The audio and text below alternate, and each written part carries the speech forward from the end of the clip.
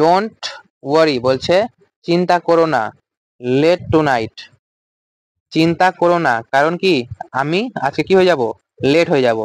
তাহলে এদিকে কি দেখতে পাচ্ছি যে এখানে বলছে না চিন্তা না করতে, তাহলে এখানে কি হবে, আমি যদি লেট না হই তাহলে তো চিন্তা করবেই না, তার মানে আমি অবশ্যই লেট হব, তাই না? তাহলে আমি লেট হব। এবার এখানে দেখো এখানে কি বলেছে, হোয়েন আই অ্যাম লেট, যখন আমি লেট তখন চিন্তা করবে না, না না না, এরকম বলি না আমরা। এবার ও হ্যাঁ, একটা জিনিস তোমাদের জানা উচিত, আমরা কি জানি, ধরে নাও আমি লিখলাম যে ইফ আই ওয়ার এ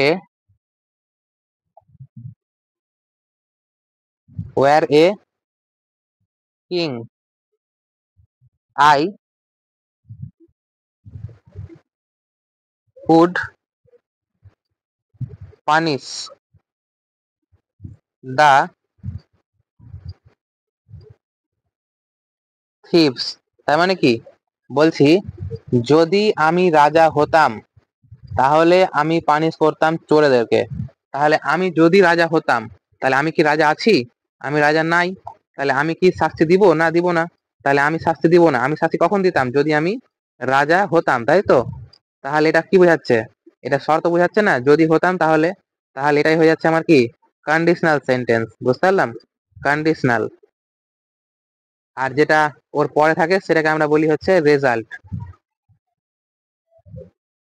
এবার কথা হচ্ছে, তাহলে এখানেও কি কন্ডিশনাল বোঝাচ্ছে, যে চিন্তা করো না যদি আমি লেট হই, তাহলে আমি লেট হলে চিন্তা করবে না, লেট না হলে চিন্তা করবে না, কোনো সমস্যাই নাই। কিন্তু যদি লেট হয়েই যায় তাহলে কিন্তু চিন্তা করবে না, তাহলে এটা কি কন্ডিশনাল।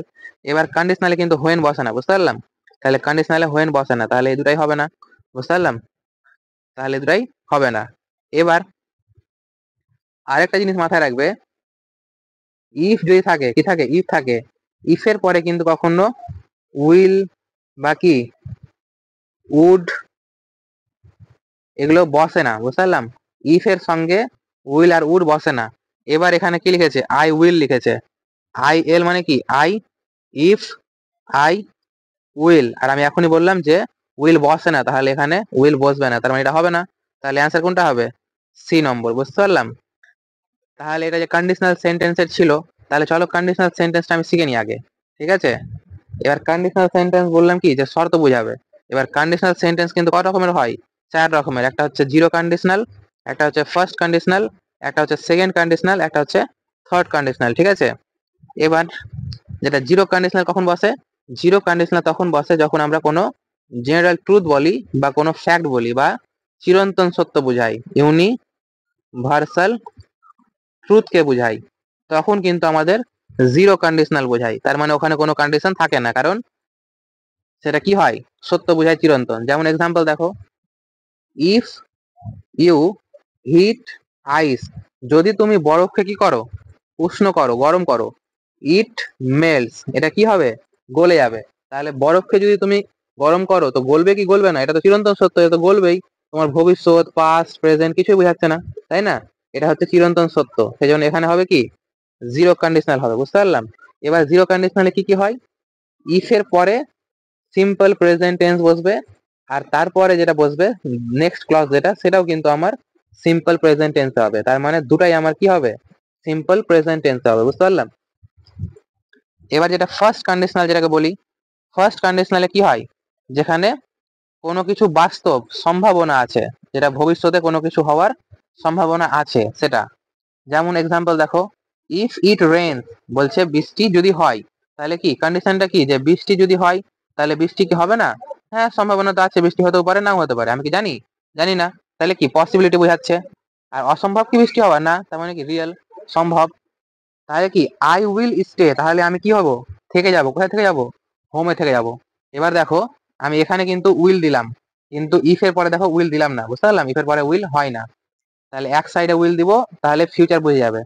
তাহলে এদিকে যেহেতু ফিউচার আছে কি না, তাই জন্য আগেরটাও ফিউচার বুঝতে পারা যাবে, দুবার করে উইল লাগানোর কোনো দরকার নাই। আশা করি তোমরা এটা জানো। আর এখানে তাহলে প্যাটার্নটা কি, ইফ থাকবে আর ইফের পরে সিম্পল প্রেজেন্ট টেন্স থাকবে, কিন্তু তারপরের যেটা তারপরের যেটা টেন্স থাকবে, মানে তারপরে যেটা ক্লজ থাকবে সেটা কিন্তু কি হবে, উইল বসবে। তার মানে এক কথায় বলতে গেলে কি বসবে, ফিউচার টেন্সে যাবে ওটা। বুঝতে পারলাম? এবার যদি বলি সেকেন্ড কন্ডিশনাল, সেকেন্ড কন্ডিশনাল কি? সেকেন্ড কন্ডিশনাল হচ্ছে এমন কিছু যেটা হচ্ছে আনরিয়েল বা কি হাইপোথেটিক্যাল সিচুয়েশন, যেটা হচ্ছে আনরিয়েল বা কি হাইপোথেটিক্যাল সিচুয়েশন, মানে এমন কিছু যেটা কল্পনায় শুধু হতে পারে, বাস্তবে কখনো হতে পারে না। বুঝতে পারলাম? যেটা কি অসম্ভব, এক কথায় বলতে গেলে যেটা অসম্ভব সিচুয়েশন। দেখো দেখো কি বলছে, if I won the lottery, বলেছে যদি কি আমি লটারি জিতি, কিন্তু আমি কি লটারি জিতেছি? না, আমি তো জিতিনি, তাই না? আই উড ট্রাভেল, যদি লটারি জিতি তাহলে কিন্তু আমি ট্রাভেল করব, যদি না জিতি তাহলে কিন্তু আমি ট্রাভেল করব না। তাহলে বাস্তবে কি আমি জিতেছি? জিতিনি, তাই তো? এবার দেখো ওয়ান, এখানে কি আছে, পাস্টে আছে না, সেই জন্য উইলটা কি হয়ে গেছে, উইলেরও পাস্ট হয়ে গেছে। বুঝতে পারলাম? তাহলে এখান থেকে আমরা কি জানতে পারছি যে ইফ এর পরে হবে পাস্ট টেন্সে, আর এদিকে তখন উইলেরই পাস্ট ফর্ম বসবে। তাহলে দু সাইডটাই কি হয়ে যাবে, পাস্ট হয়ে যাবে, মানে উইলটাই হয়ে যাবে কি পাস্ট। বুঝতে পারলাম? এবার থার্ড কন্ডিশনাল, যেটা থার্ড কন্ডিশনাল হচ্ছে কি আনরিয়েল, এটাও হাইপোথেটিক্যাল সিচুয়েশন। এখানে কিন্তু দেখো ইফ আই হ্যাড স্টাডিড, মানে যদি আমি স্টাডি করে হতাম, এখানে দেখো কিসে আছে, পারফেক্টে আছে না, এদিকে পারফেক্ট আছে, সেই জন্য আমার এদিকেও কি আসবে, পাস্ট তো আসবে, কিন্তু পাস্টের পারফেক্ট করতে হবে। তার মানে এখানেও আমার উডের পরে হ্যাভ আসবে। বুঝতে পারলাম? আই উড হ্যাভ পাস্ট, যদি আমি পড়াশোনা করে হতাম তাহলে আমি হয়তো পাস করে যেতাম। তাহলে ইফ এর পরে হবে কি পাস্ট পারফেক্ট, তাহলে এই সাইডেও আমাকে কি করতে হবে, উড আর হ্যাভ লাগাতে হবে। বুঝতে পারলাম? যাকে আমরা পাস্ট পার্টিসিপল বলি। এবার এইটুকু যে আমি যেটা বললাম সেটাকে আমি, তোমার হয়তো একটু বেশি হয়ে যাবে মনে হচ্ছে যে কিভাবে মনে রাখবো, মনে রাখার পদ্ধতিটাও আমি বলে দিচ্ছি। দেখো,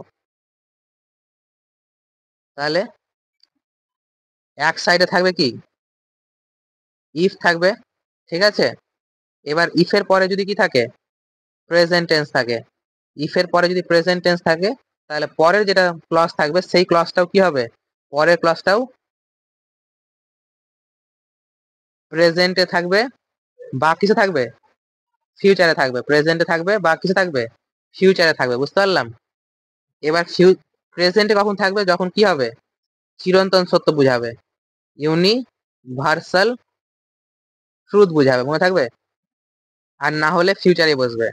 কিন্তু যদি ইফ এর পরে যদি কি থাকে, পাস্টে থাকে, ইফ এর পরে যদি পাস্টে থাকে তাহলে এদিকে যে ফিউচার থাকবে কিনা, ফিউচার টেন্স, সেই ফিউচার টেন্সেরও কি হয়ে যাবে, পাস্ট হয়ে যাবে। ফিউচার টেন্সেরও কি হয়ে যাবে, পাস্ট হয়ে যাবে।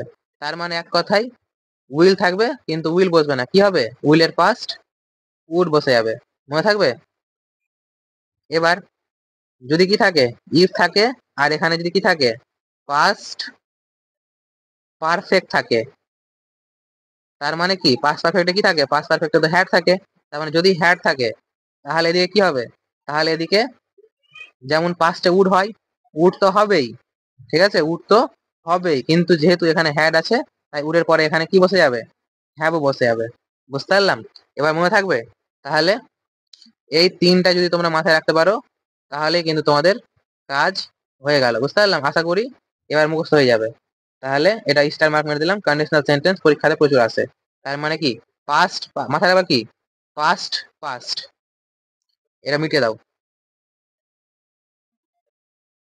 তাহলে মাথায় রাখতে হবে কি, যদি পাস্ট থাকে পাস্ট হবে, পারফেক্ট থাকে তাহলে পারফেক্টই হবে, মানে হ্যাভই হবে, আর প্রেজেন্ট থাকে তাহলে ফিউচার হবে। কিন্তু যদি চিরন্তন সত্য থাকে তাই ফিউচারটাকে উইল না লাগিয়ে প্রেজেন্টে করে দেবো। বুঝতে পেরেছি?